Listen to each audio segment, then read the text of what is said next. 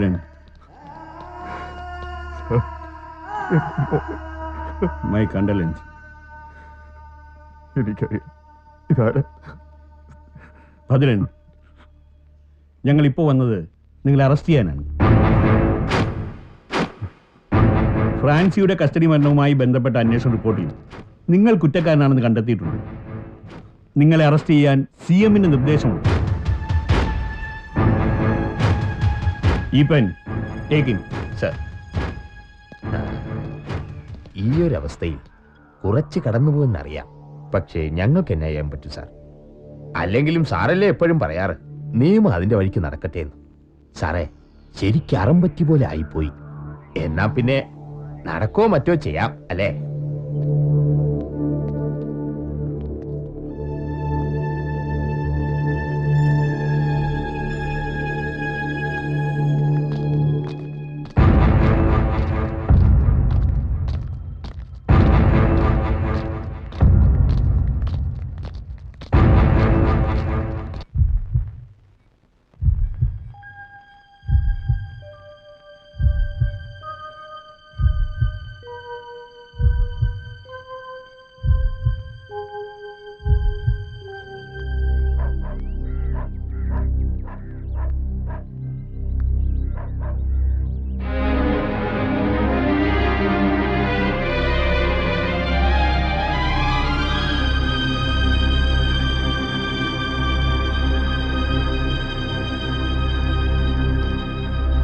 എന്താ? ഒരു സഹായം ചോദിക്കാൻ വന്നതാ. ഇവിടെയോ? ഇങ്ങനെ ഇവിടെ കയറി വരാനും സഹായിക്കണമെന്ന് പറയാനും എനിക്ക് അർഹതയില്ലാന്നറിയാം. വേറൊരു നിവൃത്തിയില്ലാഞ്ഞിട്ടാ. ദയവ് ചെയ്ത് എനിക്ക് പറയാനുള്ളത് കേൾക്കണം. എന്നോട് കരുണ കാട്ടണം. പറ, ഞാൻ എന്തു വേണം? അല്ല, ഞാൻ ആരാന്ന് പറഞ്ഞില്ല. അയ്യോ, സർവോദയം കുമാരനെ അറിയാത്തവരായി ഭൂമി മലയാളത്തിൽ ആരെങ്കിലും ഉണ്ടോ? ഗാന്ധിയൻ, മദ്യനിരോധന സമിതി പ്രസിഡന്റ്, ഇപ്പോഴത്തെ വലിയ വലിയ നേതാക്കളുടെയൊക്കെ രാഷ്ട്രീയ ഗുരു. ഞാനും അങ്ങയുടെ ഒരു കടുത്ത ആരാധകനാണ്. കാണണമെന്ന് ഒരു വാക്ക് പറഞ്ഞിരുന്നെങ്കിൽ ഞാൻ അങ്ങോട്ട് വന്ന് കണ്ടേനല്ലോ. അന്നറിയുന്ന സർവോദയം കുമാരനായിട്ടല്ല ഞാനിവിടെ നിൽക്കുന്നത്. ഭദ്രൻ എന്റെ മകനാ. ഭദ്രൻ? ഓ, നമ്മുടെ CA ഭദ്രൻ CA. അതെ. അപ്പൊ അതാണ് കാര്യം. കേട്ടോ കുമാർജി, പറയുമ്പോ മുഖസ്തുതിയാണെന്ന് വിചാരിക്കരുത്. ഈ ഭദ്രനില്ലേ, ശരിക്കും തന്തയ്ക്ക് പറഞ്ഞവനാ. ഞാൻ ഒരുപാട് ശ്രമിച്ചതാ ഈ ഭദ്രനെ ഒന്ന് പർച്ചേസ് ചെയ്യാൻ. നടന്നില്ല. എന്താ അയാളുടെ ഒരു ശുഷ്കാന്തി! എപ്പോഴാ എന്നെ പിടിച്ച് അകത്താക്കുന്നതെന്ന് പേടിച്ചിരിക്കുക ഞാൻ. അരുത്, യാചിക്കാൻ വന്നവനെ പരിഹസിക്കരുത്. ജീവനറ്റ് വിറങ്ങലിച്ച് കിടക്കുന്ന ഒരു കുഞ്ഞു ശരീരമോർത്തെങ്കിലും ദയ കാണിക്കണം. ഈ അവസാന കാലത്ത് കൈക്കുമ്പിളിലെ തീർത്ഥം പോലെ എനിക്ക് കിട്ടിയ അവന്റെ കുഞ്ഞ് എന്റെ മുത്ത്. ഞാൻ അറിഞ്ഞു. ഓ, മനുഷ്യനായി പിറന്ന ആർക്കെങ്കിലും ഇത്രയ്ക്ക് ക്രൂരനാവാൻ പറ്റൂ? സംഭവം നടന്നപ്പോ വീണതാ എന്റെ മരുമകൾ. ഇതുവരെ ബോധം തെളിഞ്ഞിട്ടില്ല. ഈ അവസ്ഥയിൽ ഭദ്രം കൂടിയില്ലെങ്കിൽ അവനെ പോലീസ് കസ്റ്റഡിയിൽ നിന്ന് വിട്ടുകിട്ടാൻ ഇവിടുന്ന് വിചാരിച്ചാലേ നടക്കൂ. സ്വന്തം കുഞ്ഞിനെ മണ്ണിട്ട് മൂടുന്നതിന് മുമ്പ് അവൻ ആ മുഖം ഒന്ന് കണ്ടോട്ടെ. ദയവുണ്ടാവണം. അവന്റെ എല്ലാ തെറ്റിനും ഞാൻ കാലു പിടിച്ചു. വേണ്ട. ഈ മുറ്റത്ത് ഭിക്ഷ ചോദിച്ചു വരുന്നവരെ വെറും കൈയോടെ പറഞ്ഞയക്കാറില്ല ദേവരാജൻ. കൊച്ചുമകളുടെ അന്ത്യകർമ്മത്തിന് മകൻ അവിടെ ഉണ്ടാകും. പോയി പറ അവനോട്, ഈ ദേവരാജനെ നിഗ്രഹിക്കാൻ മാത്രമല്ല അനുഗ്രഹിക്കാനും അറിയാവുന്ന. അശോക, ഉമ്മൻകോശിയെ വിളിക്കേ. പിന്നെ മറ്റൊന്നുകൂടി വേണം. ഒരു റീത്ത്, മുല്ലമുട്ടുകൾ മാത്രം കുരുത്ത ഒരു കുഞ്ഞു റീത്ത്.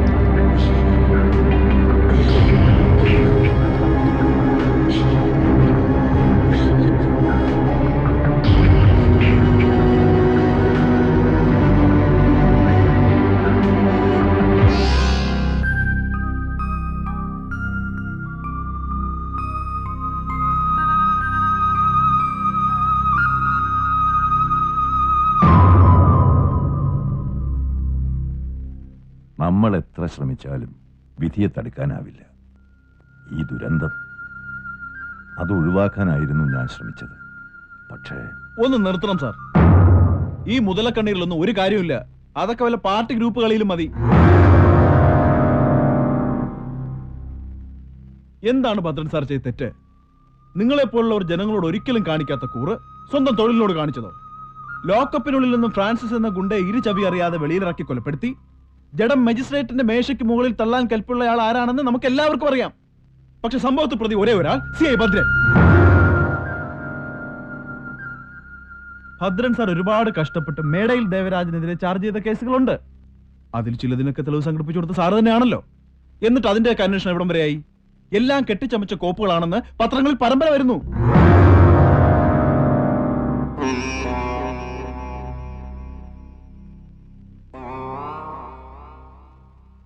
ഭദ്രൻ സാറിന്റെ മകൾക്ക് സംഭവിച്ചതിന് പിന്നിലും ആരാണെന്ന് എല്ലാവർക്കും അറിയാം.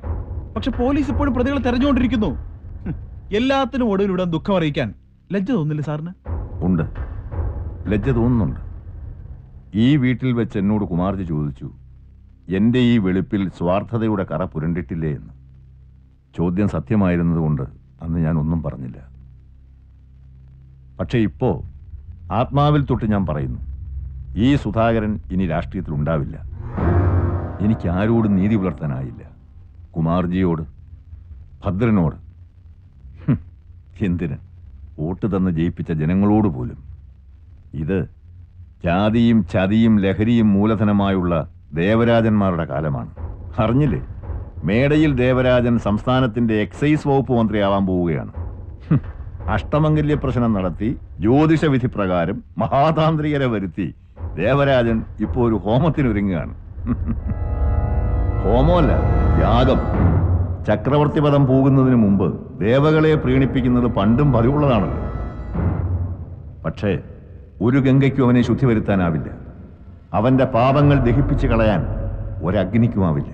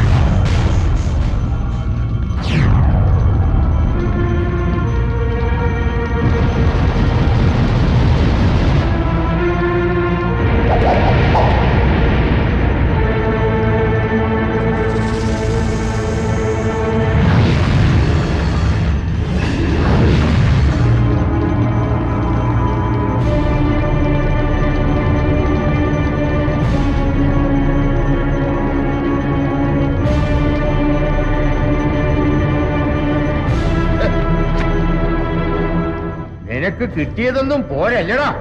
ഒരു പുണ്യകർമ്മം നടക്കുമ്പോ അലമ്പുണ്ടാക്കാതെ ഇറങ്ങി പോടാ പറ്റി. ഇറങ്ങി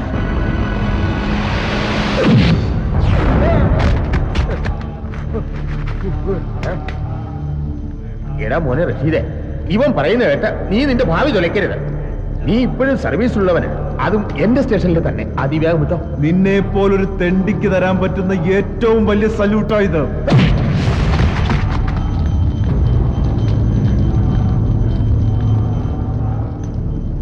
എന്തു സംഭവിച്ചാലും യാഗം മുടങ്ങരുത്.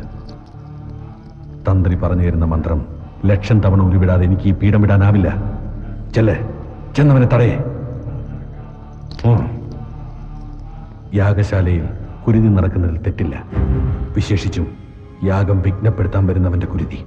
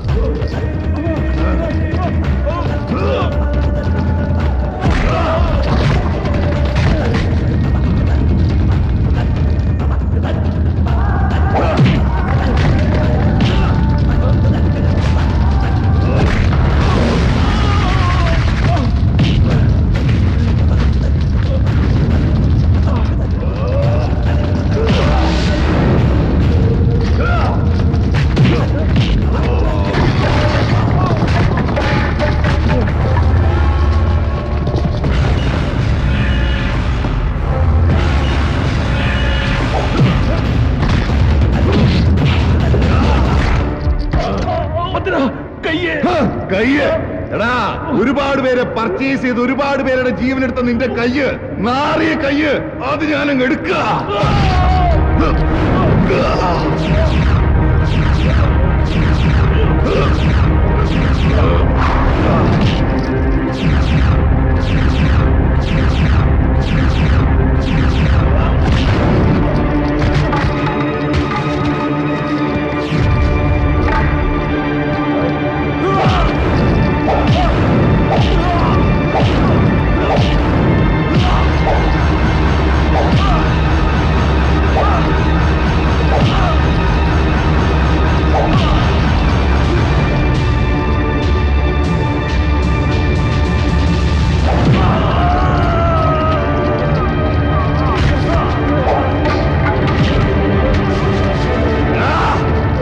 നിന്റെ വൃത്തികെട്ട കാലുതൊട്ടി മണ്ണിന് കളങ്കപ്പെടരുത്.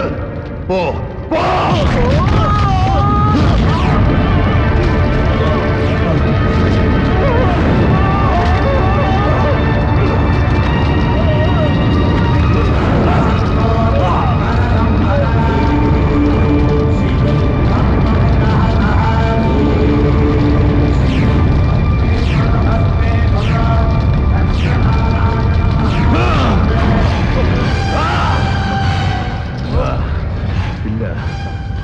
കൊല്ലില്ല, കൊല്ലില്ല നിന്നെ ഞാൻ.